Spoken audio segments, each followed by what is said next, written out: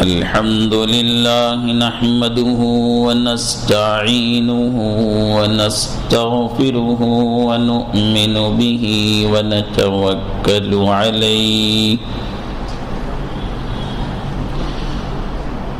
ونعوذ بالله من شرور أنفسنا ومن سيئات أعمالنا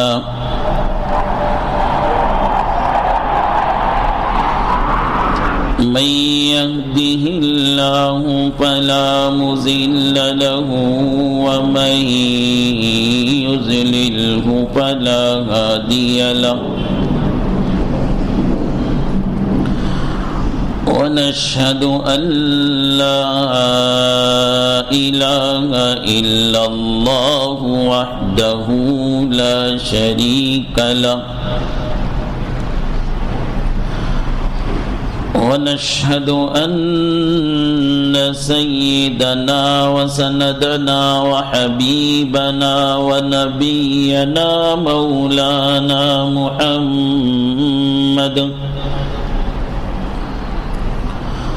مولانا محمدا عبده ورسوله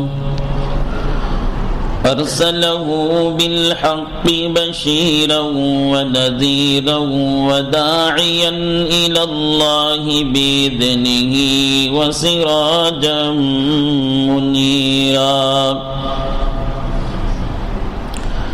وصلى الله على النبي وآله وأصحابه وبارك وسلم تسليما كثيرا كثيرا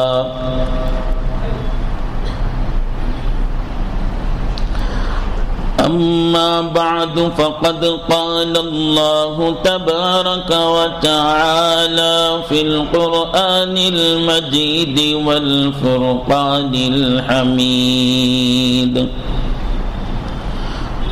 أعوذ بالله من الشيطان الرجيم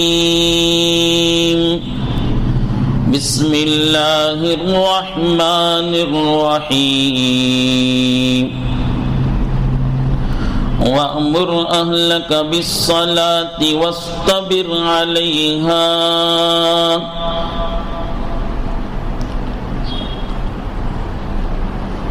وقال النبي صلى الله عليه وسلم مروا أولادكم بالصلاة وهم أبناء 7 واضربوهم عليها وهم أبناء 10 سنين وفرقوا بينهم في المضاجع أو كما قال عليه الصلاة والسلام آمنت بالله صدق الله مولانا العظيم وصدق رسوله النبي الكريم ونحن على ذلك من الشاهدين والشاكرين والحمد لله رب العالمين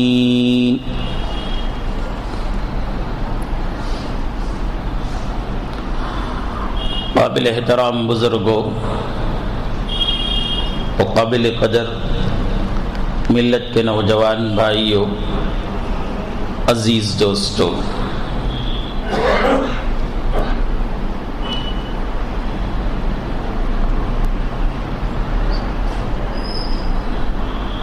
آج مختلف جگہوں سے مختلف لوگوں کی طرف سے شکایت ہے نوجوان نسل سے متعلق،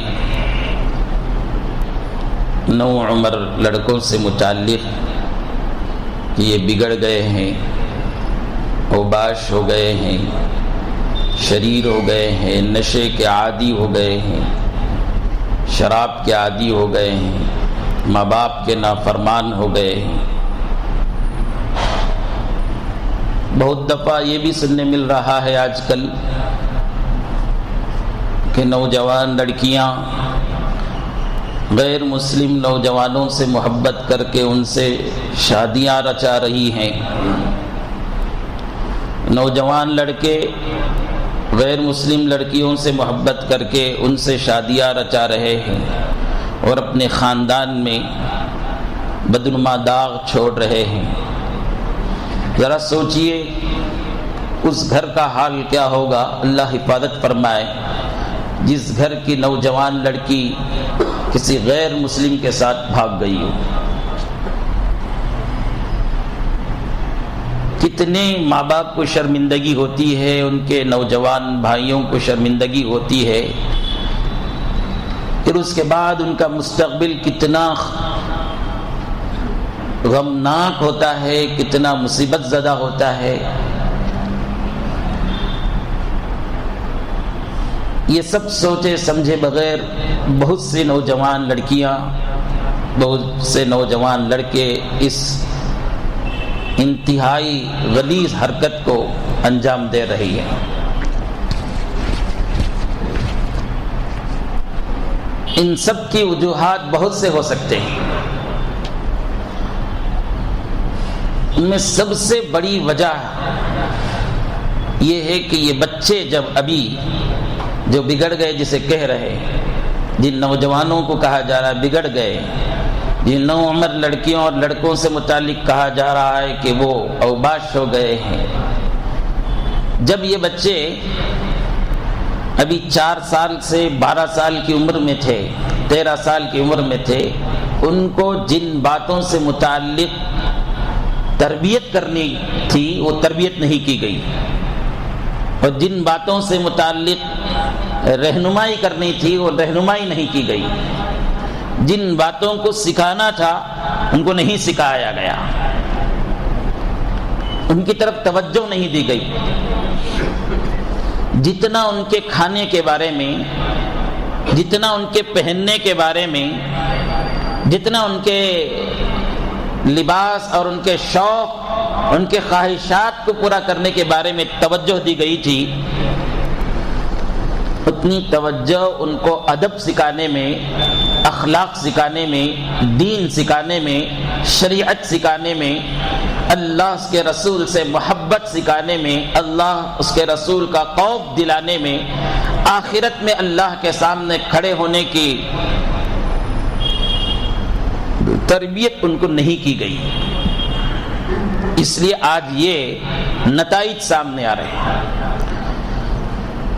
اب جو بچے ایسے ہو گئے ان کے متعلق بھی فکر کرنا ہے، ان کی اصلاح کیسی کرنی ہے، اس کے لیے ایک جماعت بنے، ان کے لیے ایک تنظیم بنے، ان کے لیے فکر کرنے والے کچھ لوگ ہو، ان کی اصلاح کریں۔ ان کے علاوہ اب جو بچے 4 سال سے 12-13 سال کی عمر میں ہے، کم از کم ان کے والدین کے سرپرست ان کی پوری توجہ کر لیں، تاکہ پھر ایک 5 سال 10 سال کے بعد ان بچوں پر افسوس کرنے کی نوبت نہ آئے۔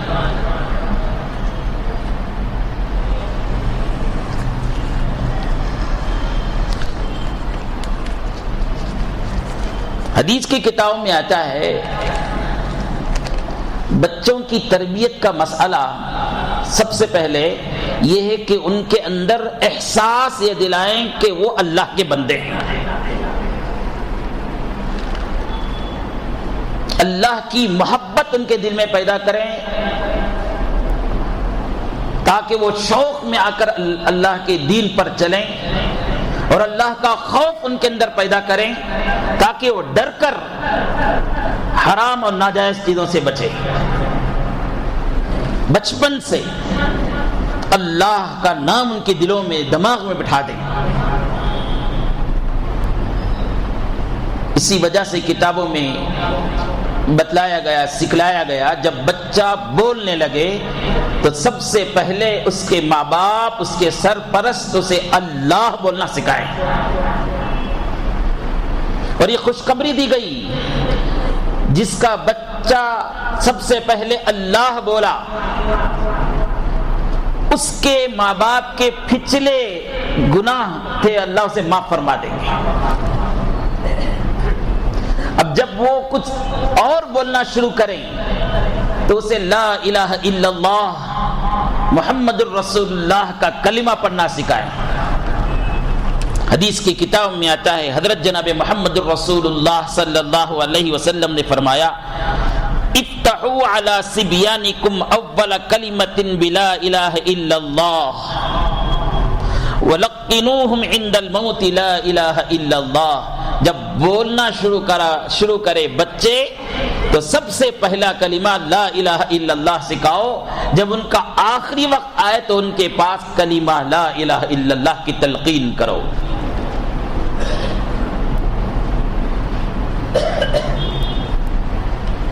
بچہ چھوٹا ہے، اسے اللہ کے ہر جگہ ہونے کا احساس اور اللہ اس کے ساتھ ہونے کا احساس اس کے دل کے اندر پیدا کرے.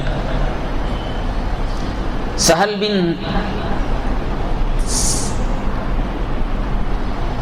سستری رحمت اللہ علیہ ایک بہت بڑے بزرگ گزرے ہیں، اللہ والے گزرے ہیں. وہ اپنا واقعہ بیان کرتے ہیں. اللہ نے ان کو دنیا میں بڑا مقام عطا کیا تھا، ولایت کا درجہ عطا کیے تھے، اولیاء اللہ میں ان کا شمار ہوتا ہے. وہ اپنا واقعہ بیان کرتے ہیں، میں ابھی 4 سال کی عمر میں تھا، میرے ماموں مجھے کہا بیٹا اللہ کا احساس دل میں پیدا کر. وہ 4 سال کا بچہ پلٹ کر پوچھا اللہ کا احساس کیسا پیدا کرے. بچے بہت اچھی باتیں پوچھ لیتے ہیں، ان کا دماغ ایک دم سفید پیپر کی طرح ہوتا ہے، جو اس میں لکھا نقش ہو جاتا ہے. نرم زمین کی طرح ہوتا ہے، جو اس میں ڈالے نقش ہو جاتا ہے. اور ہمارے ہاتھ میں ہوئے کہ ہم کیا کیا ان کے دماغ میں دل میں لکھیں، کیا کیا ان کے دلوں کے اندر پیدا کریں، یہ ہمارے ہاتھ میں ہے. تو پلٹ کر وہ بچہ 4 سال کا پوچھا اللہ کا احساس کیسا پیدا کرے. ان کے ماموں بھی پڑھے لکھے آدمی تھے. تھوڑی دیر سوچا، اس کے بعد کہا بیٹا روزانہ سونے سے پہلے وَهُوَ مَعَكُمْ أَيْنَمَا كُنْتُمْ، قرآن شریف کی آیت کا ایک چھوٹا سا ٹکڑا ہے. وَهُوَ مَعَكُمْ أَيْنَمَا كُنْتُمْ. اور علم يعلم بأن اللہ یرا، علم يعلم بأن اللہ یرا. یہ 2 آیتوں کے تھوڑے تھوڑے ٹکڑے ہیں. بچے سے کہا بیٹا جب سوتا ہے تو 3 مرتبہ یہ کہہ کر سونا اللہ میرے ساتھ ہے، اللہ مجھے دیکھ رہا ہے. بس اتنا کرتے رہا. چند دن تک وہ بچہ کہتا رہا سونے سے پہلے اللہ میرے ساتھ ہے اور اللہ مجھے دیکھ رہا ہے. 3 مرتبہ کہنا، سو جانا. پھر چند دنوں کے بعد وہ بچہ اپنے ماموں سے پوچھتا یہ کر رہا ہوں، کہا کہ اب 7 مرتبہ کہنا، 11 مرتبہ کہنا. اس کے بعد وہ سہل سستری رحمت اللہ علیہ فرماتے ہیں کہ میرا حال یہ ہو گیا کہ اب مجھے جوانی میں، بڑھاپے میں میرا حال یہ ہوا، قدم اٹھاتا ہوں تو مجھے احساس ہے کہ اللہ میرے ساتھ ہے.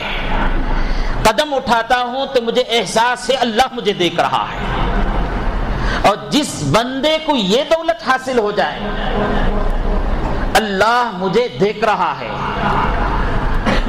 اللہ میرے ساتھ ہے، تو پھر وہ کیسے نافرمانی کرے گا، کیسے وہ جھوٹ بولے گا، کیسے ناپ تول میں کمی کرے گا.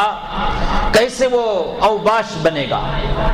ہمارا کام بار بار بزرگوں کی طرف سے اس بات کی تلقین ہوتی ہے کہ ہمارا کام تو بس کوشش کرنا ہے۔ اب یہ واقعہ سنے ہم نے، ہمارے بچوں کے پاس بھی یہ کام سکھائے، بیٹے سونے سے پہلے 3 مرتبہ یہ کہہ کر سو جاؤ کہ اللہ مجھے دیکھ رہا ہے،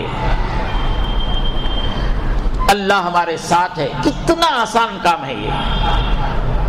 ہم اسے کیا کیا سکھا دیتے ہیں، کیا کیا دکھا دیتے ہیں، کیا کیا اسے بولنا کے عادی بنا دیتے ہیں، کیا کیا کھانے کے عادی بنا دیتے ہیں۔ کیا اس بات کے عادی نہیں بنا سکتے ہم بچے کو کہ اللہ مجھے دیکھ رہا ہے، اللہ میرے ساتھ ہے؟ یہ احساس اسے بچپن میں دلا دو، یہ کوشش اس کے ساتھ کر دو۔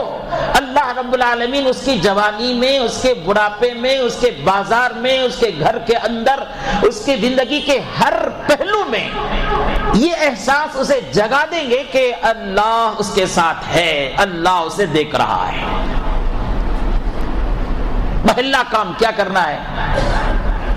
اللہ کا اس کے ساتھ ہونے کا اور اللہ اسے دیکھنے کا احساس اسے دلا دے، اس کی کوشش کریں۔ ہدایت تو اللہ رب العالمین اسے دے دیں گے۔ پھر اللہ کی محبت اس کے دل میں پیدا کریں، اللہ کی معرفت اس کے اندر پیدا کریں، اللہ کی پہچان اس کے اندر پیدا کریں۔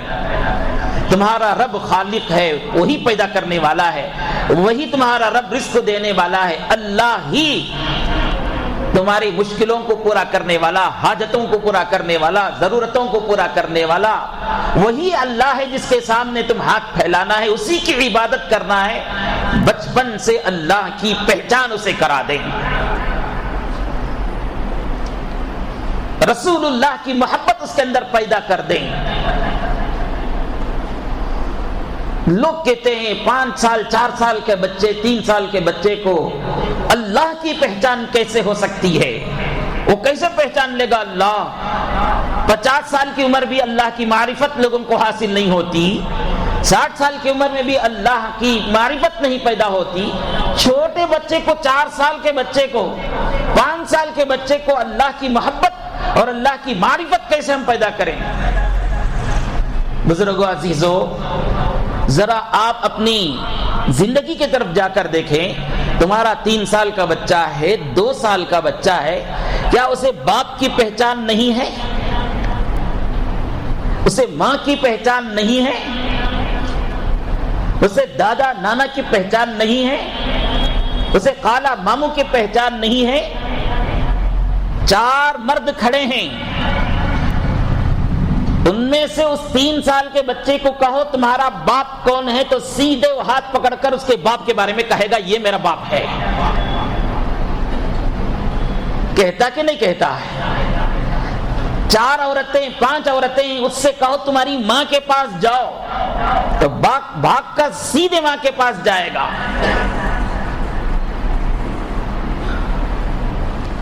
ماموں خالہ کی پہچان اسے ہے، دادا نانا کی اسے پہچان ہے، وہ دادا کو دادا سمجھتا ہے، نانا کو نانا سمجھتا ہے، ماموں کو چاچا نہیں سمجھتا، چاچا کو ماموں نہیں سمجھتا، اسے ٹھیک پہچان ہے۔ کیسے ہو گئی؟ ماں کی پہچان کیسے ہو گئی؟ باپ کی پہچان کیسے ہو گئی؟ نانا دادا کی پہچان کیسے ہو گئی اسے؟ بار بار تذکرہ کرنے کی وجہ سے، بار بار تذکرہ کرنے کی وجہ سے باپ کا تذکرہ بار بار اس کے سامنے ہو رہا ہے۔ تمہارے ابو کو وہ بولو، تمہارے ابو کے ساتھ رہو، تمہارے ابو کے ساتھ اٹھو، تمہارے ابو کے ساتھ جاؤ، ماں کے ساتھ رہو، بار بار ماں کا تذکرہ، بار بار باپ کا تذکرہ، بار بار ماموں اور خالہ کا تذکرہ، بار بار نانا اور دادا کا تذکرہ، تو اس کے دل میں دماغ میں باپ کی پہچان ہو گئی، ماں کی پہچان ہو گئی، نانا ماموں کی پہچان ہو گئی۔ تو بار بار اللہ کا تذکرہ کرو، بار بار اللہ کا ذکر کرو، کھاتے وقت کہو کہ اللہ نے کھانا دیا ہے، رزق اللہ دیا ہے، سوتے وقت اسے یاد دلاؤ اللہ کی پہچان، اللہ کا نام لے کر سو، اٹھتے وقت اللہ کا نام لے کر اٹھنا اسے سکھاؤ، گھر سے باہر نکلتا ہے تو اللہ کا نام لے کر نکلنا سکھاؤ، داخل ہوتا ہے تو اللہ کا نام لے کر سکھاؤ، کوئی بڑی اور چھوٹی چیز گھر میں آتی ہے تو کہو کہ اللہ نے دیا ہے، یہ اللہ کی طرف سے تحفہ ہے، یہ اللہ کی مدد ہے۔ ماں اور باپ گھر کے بڑے بار بار اللہ کا تذکرہ کرے، اللہ کی پہچان بچوں کے اندر پیدا ہو جائے گی۔ اب جب پہچان ہوتی ہے تو پہچان ہی محبت کا ذریعہ بنتی ہے، پہچان بن جاتی ہے تو محبت پیدا ہو جاتی ہے۔ ماں سے محبت ہے، باپ سے محبت ہے، دو ماموں سے محبت ہے، خالہ سے محبت ہے، دادا نانی سے محبت ہے۔ اب ان کے خلاف کوئی بات کہتا ہے تو سنتا کیا بچہ؟ 5 سال کے بچے کو، 6 سال کے بچے کو کے سامنے اس کے باپ کی برائی کرے تو اس کا چہرہ بگڑ جاتا ہے۔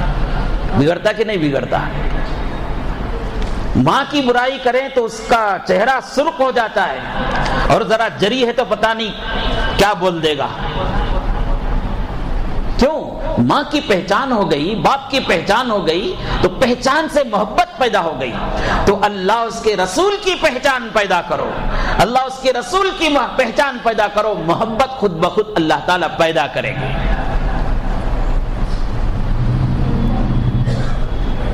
تو پہلا کام جو کرنا ہے وہ اللہ کا احساس دلانا ہے۔ اللہ ہر جگہ موجود ہے، اللہ دیکھ رہا ہے، یہ احساس ان کو دلاؤ۔ اللہ اس کے رسول کی محبت پیدا کرو، قرآن سے تعلق جوڑو، قرآن کی تلاوت کرنے کا حکم انہیں دو، قرآن وہ پڑھتے رہیں، ان سے یہ احساس دلاؤ کہ یہ قرآن جو ہے تمہاری زندگی کا رہنمائی کرنے والا ہے، دنیا کی بھی رہنمائی کرنے والا، آخرت کی رہنمائی کرنے والا۔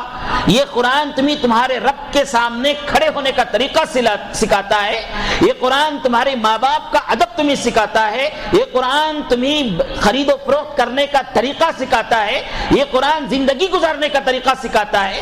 اور یہ قرآن کی یہ سورت پڑھو اس میں برکت حاصل ہوگی، یہ سورت پڑھو اس سے عذاب قبر سے حفاظت ہوگی، یہ سورت پڑھو جس سے مصیبتوں اور بلاؤں سے نجات ملے گی۔ بچوں کو سکھاؤ، اور اس کے اندر یقین پیدا کرو۔ سیدنا حضرت عبداللہ بن مسعود رضی اللہ عنہ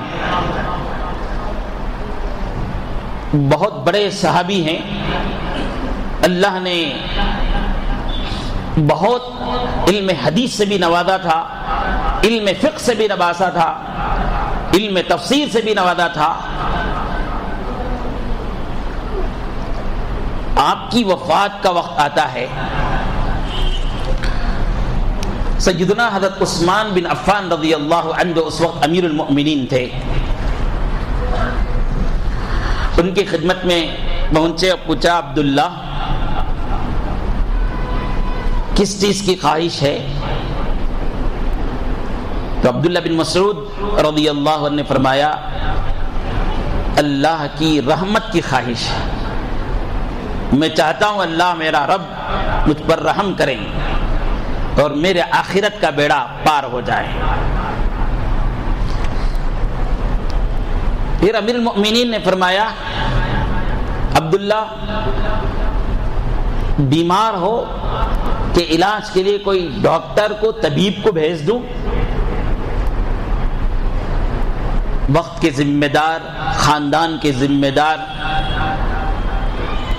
گھر کے ذمہ داروں کو چاہیے کہ اپنے ماتحتوں میں سے کوئی بیمار ہوتا ہے تو اس کی بیمار پرسی کریں، ان کی ضرورتوں کو پوری کریں، جتنا اپنی اختیار میں ہو۔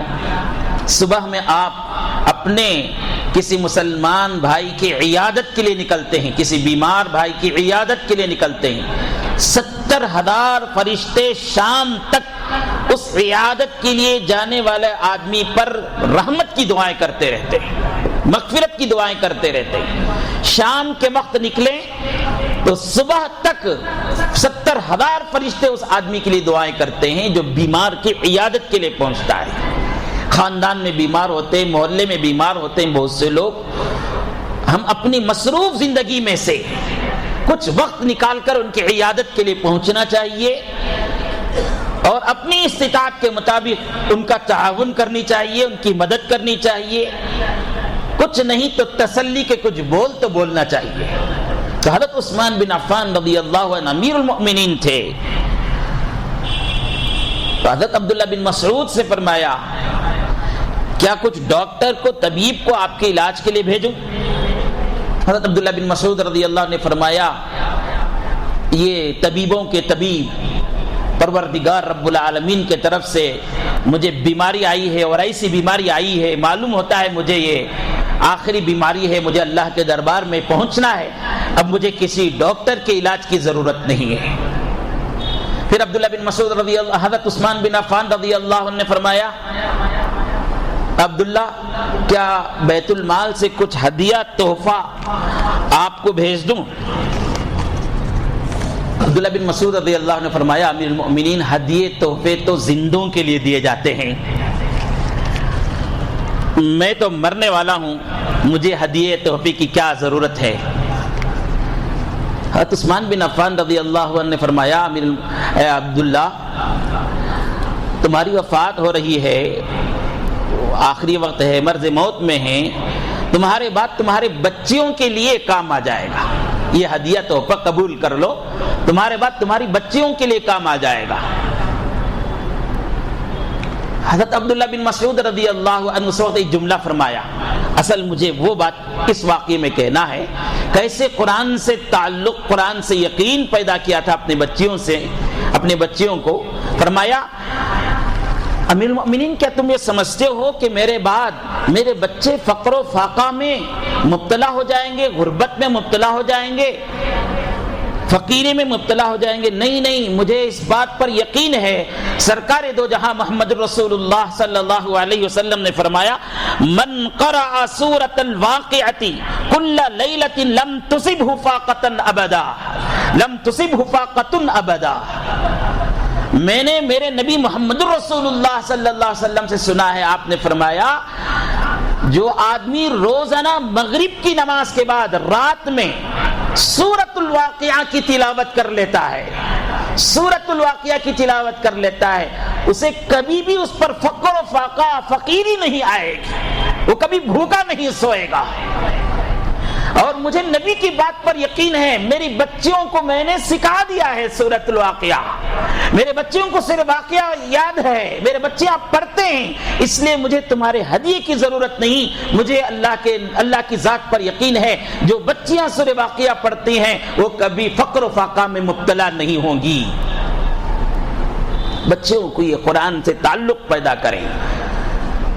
جمعے کا دن آتا ہے تو بچوں کو ایک نئی, بچہ اور بچیاں جو بھی ہو, یہ عمر کے بچے خاص کر 4 سال سے لے کر 12 13 سال 14 سال 15 سال کے بعد ذرا وہ بچے اپنی زندگی خود جیتے ہیں, ان کو ذرا سمجھانا مشکل ہوتا ہے. اس وقت مشکل ہوتا ہے جب یہ 4 سال سے لے کر 12 13 سال تک جب ان کو آزاد چھوڑ دیتے ہیں, تو اب ان کو جو ہے 15 سال کے بعد ذرا سمجھانا مشکل ہوتا ہے.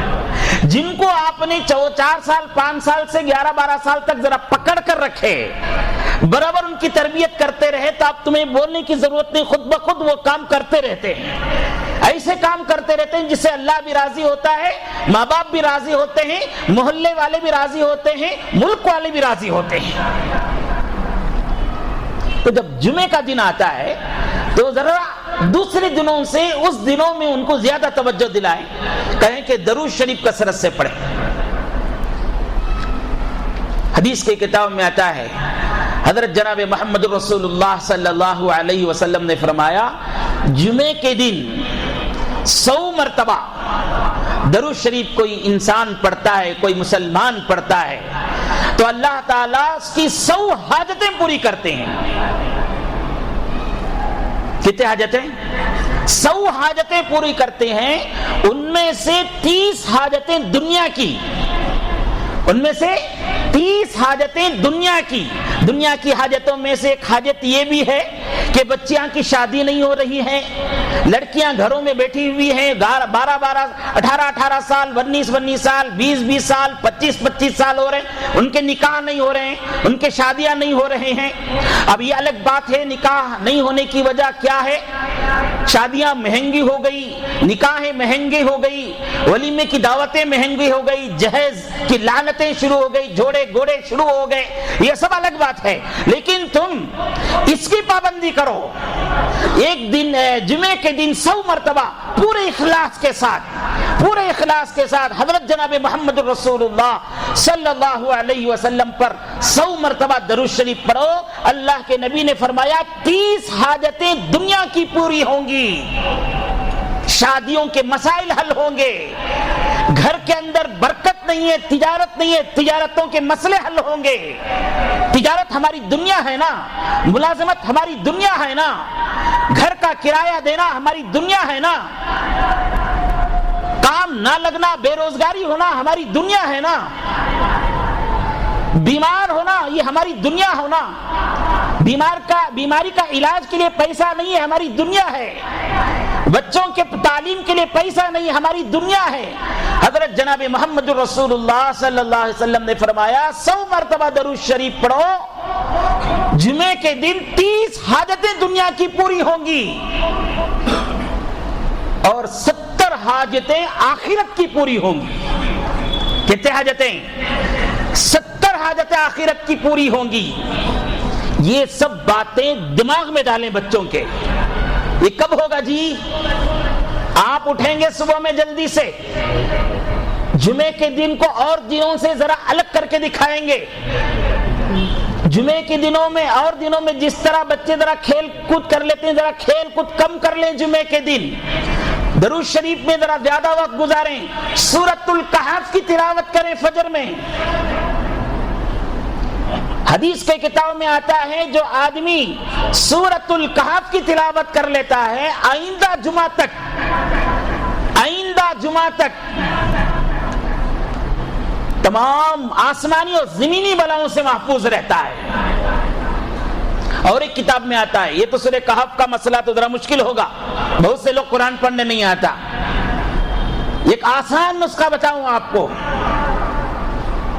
جمعے کی نماز کے بعد سے عصر کی نماز سے پہلے تک، جمعے کی نماز کے بعد سے عصر کی نماز سے پہلے تک 7 مرتبہ قل هو اللہ احد کا سورہ، 7 مرتبہ قل اعوذ برب الفلق کا سورہ، 7 مرتبہ قل اعوذ برب الناس کا سورہ۔ جمعے کی نماز کے بعد سے عصر کی نماز سے پہلے تک اس وقت میں یہ 7 مرتبہ پڑھ لیتا ہے تو آئندہ جمعہ تک تمام زمینی اور آسمانی بلاؤں سے محفوظ رہتا ہے۔ اگر خدا نہ خواستہ اس میں مبتلا ہو جاتا ہے تو اللہ رب العالمین کی مدد شامل حال ہوتی ہے، اللہ رب العالمین کی مدد شامل حال ہوتی ہے۔ یہ تو سب کو آتا ہے نا، قل هو اللہ کا سورہ آتا نہیں، قل اعوذ برب الفلق کا سورہ، قل اعوذ برب الناس کا سورہ، اسے پڑھنا شروع کرو۔ آج جمعہ ہے، آج سے ہی شروع کرو، عصر سے پہلے سے پڑھ لو، اس کی پابندی کرو، بہت سی مصیبتوں سے محفوظ ہو جائیں گے، خصوصاً اس دور میں، یہ بیماری کے دور میں، یہ وباؤں کے دور میں، یہ مصیبتوں کے دور میں۔ بچوں کو یہ سب بتلاؤ۔ جمعے کا دن جب آتا ہے تو ایک الگ طرح ان کے اندر ایک فیل پیدا ہو، آج جمعہ ہے، مجھے درود شریف پڑھنا ہے، آج جمعے کی نماز کے بعد سے عصر کی نماز سے پہلے تک یہ دعائیں پڑھنا، یہ سورتیں پڑھنا ہے۔ اور ایک درود شریف کی فضیلت بیان کر دوں، عصر کی نماز کے بعد، عصر کی نماز پڑھنے کے بعد اسی جگہ پر بیٹھ کر ایک درود ہے، اللہم صلی علی النبی الامی وعلی آلہ وسلم تسلیما۔ کیا ہے؟ اللہم صلی علی محمد الامی، اللہم صلی علی محمد الامی وعلی آلہ وسلم تسلیما، 80 مرتبہ اسی جگہ پر بیٹھ کر پڑھو۔ حدیث کے کتاب میں آتا ہے حضرت جناب محمد رسول اللہ صلی اللہ علیہ وسلم نے فرمایا اس کے 80 گناہ یعنی صغیرہ گناہ معاف ہوں گے، 80 سال کے صغیرہ گناہ معاف ہوں گے۔ یہ تو صغیرہ گناہ ہے بول کے ذرا آدمی سوچتا ہے صغیرہ گناہ نہ بول کے، اور ایک جملہ ربی صلی اللہ علیہ وسلم نے فرمایا 80 سال کی عبادت اس کے نامہ اعمال میں لکھا جائے گا۔ یہ تو بڑی بات ہے نا، 80 سال کی عبادت بھائی، ہم میں سے کتنے لوگ 80 سال جیتے ہیں؟ 60 سال 65 سال میں ہمت ہار جاتے ہیں زندگی سے. 70 سال زندگی جی لیا تو اسے 10 مرتبہ دیکھتے ہیں ایک دن میں، پرواہ نہیں، 70 پر 5 سال میں چلے گئے نا کر کے. اللہ کے نبی علیہ الصلوۃ والسلام نے فرمایا جو بندہ عصر کی نماز کے بعد جمعے کے دن اپنی جگہ میں بیٹھ کر یہ درود اللہم صلی علی محمد الامی وعلی آلہ وسلم تسلیما 80 مرتبہ پڑھو، کتنا وقت لگے گا اس میں؟ 5-6 منٹ 7 منٹ کا وقت لگے گا. بیٹھ کر پڑھو، 80 سال کے صغیرہ گناہ معاف ہوں گے اور 80 سال کی عبادت نامہ اعمال میں لکھی جائے گی. یہ ہم بھی کریں اور ہمارے بچوں کو بھی سکھائیں. میں بتا رہا ہوں یہ اصل بچوں کو دینی تربیت کیسے کی جاتی ہے، دینی تربیت کی کیسے کی جاتی ہے. اس کے علاوہ ہم یہ بتانے کے بجائے ہمارے بچوں کو خدا سے محبت پیدا کرنے کے بجائے، خدا کی معرفت اور پہچان پیدا کرنے کے بجائے فلم میں ناچنے والوں کی پہچان ہم نے پیدا کر دیا ہے، کرکٹ کھلاڑیوں کی محبت پیدا کر دی ہے. کتنے بندے ایسے ہیں، بندیاں ایسے ہیں جن سے ایک مرتبہ بھی ان کو سامنے سے نہیں دیکھا. ناچنے والے ان لڑکوں کو ایک مرتبہ بھی روبرو نہیں دیکھا. ان کھیل کے میدانوں میں کھیلنے والے کھلاڑیوں کو ایک مرتبہ بھی سامنے نہیں دیکھا، ایک مرتبہ بات نہیں ہوئی. دل میں کتنی محبت بھری ہوئی ہے ان سے. اپنے اسٹیٹس میں، معاف کیجئے گا آج کل واٹس ایپ کا دور ہے، ان کے اسٹیٹس میں دیکھو کتنے لوگ ایسے ہیں جو فلمی اداکاروں کے فوٹو رکھے ہوئے ہیں، ان کے گانے رکھتے ہیں. کیا میسج دینا چاہتے ہو تم اس سے؟ گانا تم سنتے ہو، تم کو پسند آیا، اب پھر واٹس ایپ کے اسٹیٹس میں گانا رکھتے ہو، یہ اس بات کا اقرار کرتے ہوئے کہ میں گناہ کما لیا ہے گانا سن کر، یہ میوزک سن کر گناہ کما لیا. جتنے لوگ سنتے ہیں ان سب تمہیں سبھی گانا سن کر گناہ کماؤ، میوزک سن کر گناہ کماؤ. یہ مطلب ہے نا آپ کا. آپ کو بتا بھی دیا جاتا ہے تمہارے اسٹیٹس کی کاپی ایک دن میں 24 گھنٹے میں کتنے لوگوں نے دیکھا ہے، یہ بھی دکھا دیا جاتا ہے اس میں. اب وہ احساس بھی ہو جاتا ہے 50 آدمی دیکھے، 20 آدمی دیکھے، اور 50 آدمی 20 آدمی تمہاری وجہ سے تھوڑی دیر کے لیے گناہ میں مبتلا ہوئے. قسم کھا لو آج کے بعد میں اسٹیٹس میں کسی قسم کی میوزک نہیں رکھوں گا، کسی کا گانا نہیں رکھوں گا، کسی اداکار کی فوٹو نہیں رکھوں گا. اس کے بجائے کوئی دین کی بات رکھو، کسی مولوی صاحب، کسی اللہ والے کی نصیحت کو رکھو. وہ سن کر 100 آدمیوں میں سے ایک آدمی کی بھی اصلاح ہو جائے تو اس کے جتنے لوگ اصلاح ہوئے اس کا ثواب تم کو ملے گا نا. تو بہرحال یہ فانی لوگ، تباہ ہونے والے لوگ، گناہوں کے طرف رغبت دلانے والوں کی محبت اپنے بچوں کے اندر پیدا کرنے کے بجائے اللہ، اس کے رسول کی، اولیاء اللہ کی محبت پیدا کریں. تو پہلا کام جو کرنا ہے وہ احساس اللہ کا، ہر جگہ اللہ رہتا ہے. وَهُوَ مَعَكُمْ أَيْنَمَا كُنْتُمْ أَلَمْ يَعْلَمْ بِأَنَّ اللَّهَ يَرَى. اس کے بعد اللہ، اس کے رسول کی محبت پیدا کریں، اللہ کا خوف پیدا کریں، پہچان پیدا کریں. جب وہ 7 سال کی عمر میں ہوتا ہے، جب وہ 7 سال کی عمر میں ہوتا ہے تو اسے نماز کا حکم دیں. وَأْمُرْ أَهْلَكَ بِالصَّلَاةِ وَاسْتَبِرْ عَلَيْهَا. اللہ تعالیٰ فرماتے ہیں تمہارے اہل و عیال کو، تمہارے ماتحتوں کو نماز کا حکم دو. وَاسْتَبِرْ عَلَيْهَا، اور تم بھی باقاعدہ اس کی پابندی کرتے رہو. 2 باتیں کہہ دی ہیں. ایک بات تو یہ ہے کہ اپنے بچوں کو نماز کا حکم دیں اور خود بھی نماز کی پابندی کریں. بچے باپ کو اور ماں کو دیکھ کر سیکھتے ہیں. آپ کو بھی اس کا احساس ہوگا. 4 سال کا بچہ ہے، 5 سال کا بچہ ہے تو اسے اس کی ماں سے بڑھ کر کوئی دوسری نہیں ہوتی، اس سے باپ سے بڑھ کر کوئی دوسرا بڑا نہیں ہوتا ہو. وہ وقت کے بادشاہ کو بھی اپنے باپ کے بعد ہی سمجھتا ہے، اپنے باپ کو ہی وہ آئیڈیل مانتا ہے. تو اس لیے اللہ رب العالمین فرما دیا وَاسْتَبِرْ عَلَيْهَا، تم بھی اس پر قائم رہو اور تمہارے بچوں کو نماز کا حکم دو. ہم خود نماز کی پابندی نہ کریں اور بچوں کو اگر حکم دیتے رہے تو اس کا اثر بالکل نہیں ہوگا. اس لیے سب سے پہلے ہم نمازی بن جائیں, سب سے پہلے فجر میں ہم اٹھنے والے ہو جائیں, سب سے پہلے ہم دکانوں کو چھوڑ کر مسجد کو آنے والے بن جائیں. نماز سکھائیں. ماں باپ جو نماز سکھاتے ہیں اس کی وجہ سے ولایت کا درجہ بچوں کو حاصل ہوتا ہے. ماں باپ بعد میں چل کر دعوت و تبلیغ میں جا کر سیکھا نماز, بعد میں چل کر مدرسے میں جا کر سیکھا نماز, یہ سب الگ ہے. بچپن میں ماں نے باپ نے جو بچوں کو وضو کرنا سکھایا, نماز پڑھنا سکھایا, دین کی باتیں سکھائی تو وہ دماغ میں پیوست ہو جاتی ہیں. اس کی وجہ سے بہت دفعہ بچے اللہ والے بن جاتے ہیں, ولایت کا درجے پہنچ جاتے ہیں. حضرت امام غزالی کا واقعہ سنے آپ نے, امام غزالی کا نام سنے. اللہ رب العالمین نے بہت سے علوم سے مال و مال کیا تھا. احیاء العلوم بلکہ حضرت کی کتاب ہے, اس میں سارا فقہ موجود ہے, سارے طب موجود ہے, بہت سی معلومات کی باتیں موجود ہیں. بہت بڑی کتاب ہے. حضرت اپنا واقعہ بیان کرتے ہیں, میری تربیت کرنے والی میری ماں ہے, مجھے نماز سکھانے والی میری ماں ہے, مجھے دین سکھانے والی میری ماں ہے. تربیت کا ایک واقعہ بیان کر دیا آپ نے.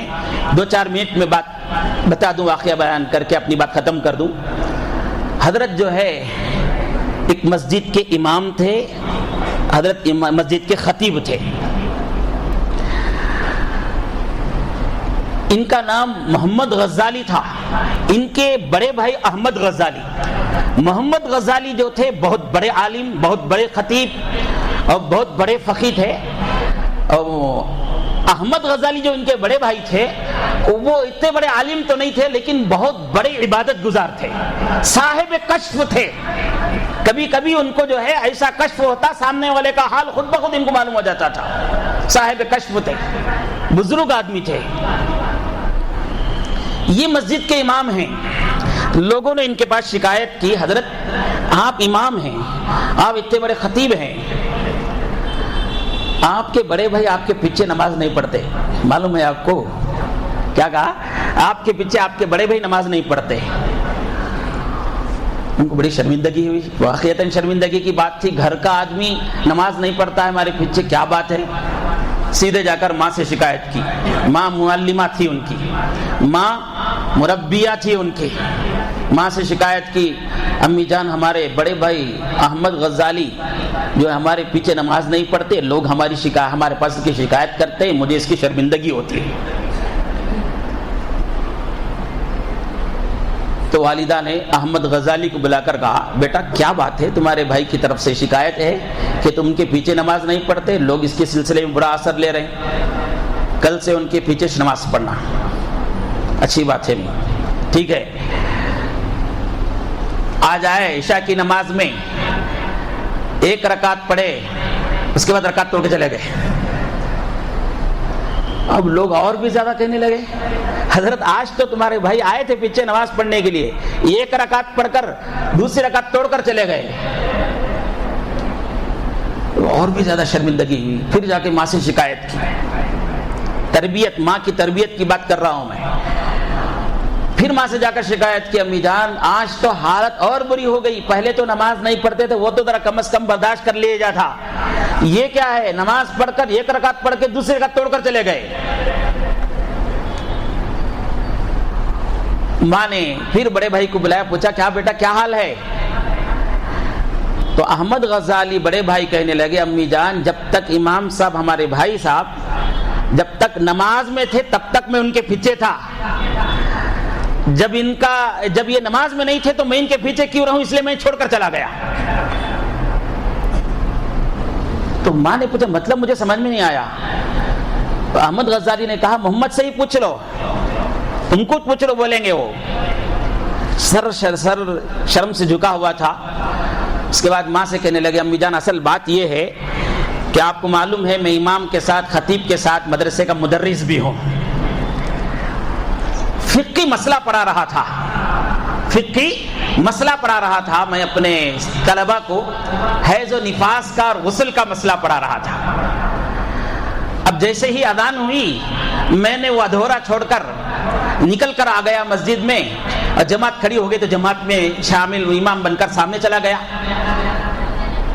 پہلی رکعت میں تو میں نماز ہی میں تھا، دوسری رکعت میں حال یہ ہوا کہ مجھے بے ساختگی سے وہ مسئلے مسائل کی طرف ذہن چلا گیا۔ اسی وجہ سے بزرگوں نے کہا ہے نماز سے آنے سے پہلے گھر سے نکلتے ہیں تو دعا کرتے ہوئے نکلیں، اللہم احسن وقوفی بین یدیک، کیا اللہم احسن وقوفی بین یدیک، نبی صلی اللہ علیہ وسلم کی سنت ہے، آپ اپنے حجرہ مبارک سے مصلی پر آتے تو یہ دعا پڑھتے ہوئے آتے تھے، اللہم احسن وقوفی بین یدیک، یا اللہ میں تیرے سامنے کھڑے ہونے کے لیے جا رہا ہوں، اس کے آداب مجھے سکھا دے۔ ذرا اہتمام کے ساتھ آتے ہیں تو ذرا اللہ رب العالمین کی مدد بھی ہو جاتی ہے، تو انشاءاللہ ذہن میں دکان کے خیالات، مکان کے خیالات، کھیل کے خیالات، موبائل کے خیالات، اس کے خیالات ختم ہو جاتے ہیں، کیونکہ ہمارا کام تو کوشش ہے نا، ہم کوشش کر کے آ گئے تھے، اللہ تعالیٰ ہدایت دے دیں گے۔ ہم موبائل میں بات کرتے کرتے مسجد میں داخل ہو گئے، موبائل میں بات کرتے کرتے فوراً بند کر کے نماز میں کھڑے ہو گئے، تو پھر ہمارا دکان موبائل میں بھی، مکان میں بھی، دکان میں بھی رہے گا۔ تو حضرت امام غزالی رحمۃ اللہ علیہ نے اپنی والدہ سے کہا ایسا مسئلہ یہ ہو گیا کہ میں پڑھا رہا تھا، اب دوسری رکعت میں اتفاق سے میرا ذہن بے ساختگی سے ادھر چلا گیا، پھر جب مجھے یاد آیا تب واپس آ گیا میں فوراً۔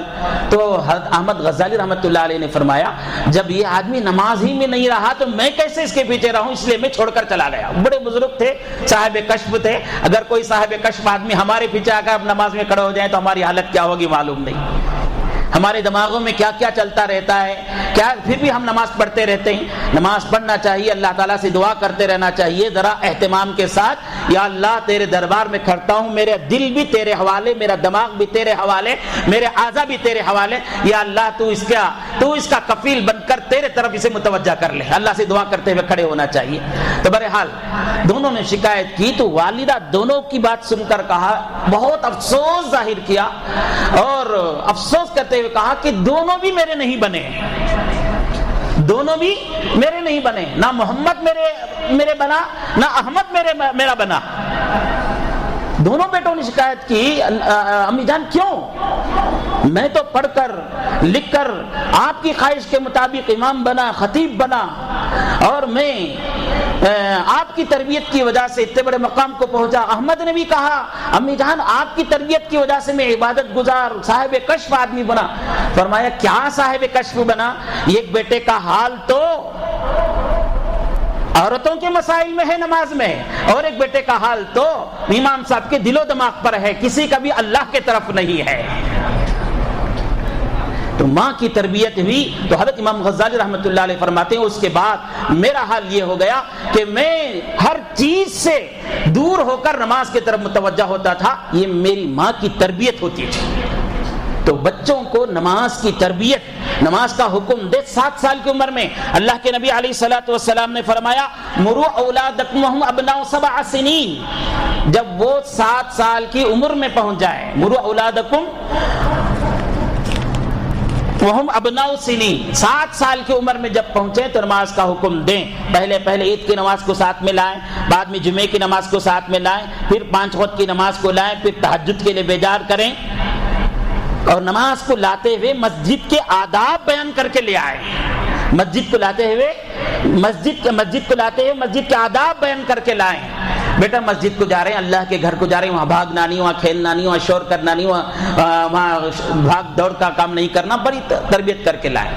تو یہ چیزیں ہیں جو بچپن سے 7 سال کی عمر میں، 8 سال کی عمر میں، 13 سال 14 سال تک یہ مسلسل ان کے اوپر محنت ہوتے رہے۔ یہ کیا ہے؟ پیدا ہوتے ہی بچہ جب بولنا شروع کریں اللہ کا نام اسے پہلے سکھائیں، پھر جب بولنا سنے کلمہ سکھائیں، پھر جب وہ تھوڑا احساس کرنے والا ہو تو اللہ کا احساس سب سے پہلے اس کے اندر دلائیں، اللہ کی عظمت اس کے اندر پیدا کریں، اللہ کی محبت اس کے اندر پیدا کریں، نبی کی محبت پیدا کریں، قرآن سے اس کا تعلق جوڑیں۔ اب جب 7 سال کی عمر میں آئے تو نماز کا حکم دیں۔ کیوں سب سے پہلے نماز کا حکم؟ سب سے پہلے نماز کا حکم کیوں ہے معلوم ہے؟ قرآن کہتا ہے ان الصلاۃ تنہی عن الفحشاء والمنکر. آج ہمیں شکایت ہے نا، بچے فحش کاموں میں لگ گئے، منکر کاموں میں لگ گئے، بچے اوباش ہو گئے، بچے شریر ہو گئے، بچے اوباش ہو گئے، بچے گنڈے ہو گئے. قرآن کہتا ہے نماز جو ہے فحش کاموں سے، برے کاموں سے، گندے کاموں سے نماز روکتی ہے. اس لیے اللہ کے نبی علیہ الصلوۃ والسلام نے فرمایا 7 سال کی عمر میں بچوں کو نماز کا حکم دیں. جب 10 سال کی عمر میں پہنچ جائیں نماز نہیں پڑھے تو ادب سکھانے کے لیے، دین سکھانے کے لیے حدود میں رہ کر ان کو مار کر نماز سکھائیں.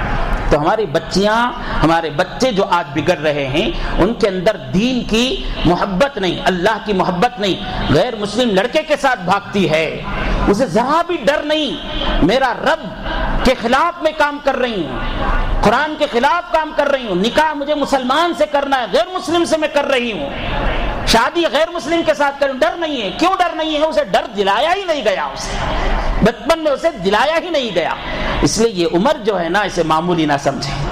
ان عمر میں بچوں کو ذرا زیادہ کنٹرول سے رکھیں، ان بچوں کو توجہ کے ساتھ دینی تربیت کریں.